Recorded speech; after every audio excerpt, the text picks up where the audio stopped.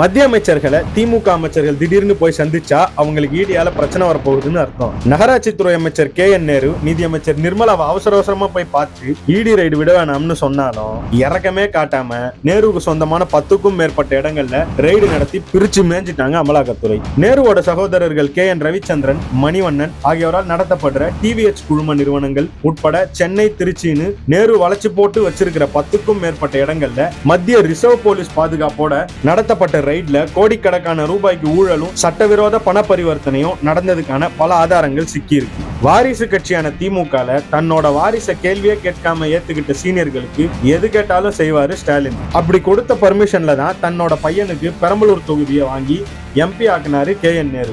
அரசியலை கத்து தந்தவர் கொள்ளையடிக்க கத்து தராம இருப்பாரா என்ன? அவர் மகன் அருண் நேருவும் சிக்கிட்டாப்ல. 15 வருஷத்துக்கு முன்னாடி கொல்லப்பட்ட சொந்த தம்பி ராமஜெயம் கொலை குற்றவாளிகளை அமைச்சராகி 4 வருஷம் ஆகியும் இன்னும் கண்டுபிடிக்க முடியல. போலீஸ் மந்திரியான ஸ்டாலினால எந்த பயனும் இல்லைன்னு நினைச்சுக்கிட்டு இருந்தப்போ இன்னொரு தம்பியான KN ரவியை அமலாக்கத்துறை இரவோடு தூக்கிட்டு போயிட்டாங்க. இப்பவும் ஸ்டாலினால எந்த பயனும் இல்ல.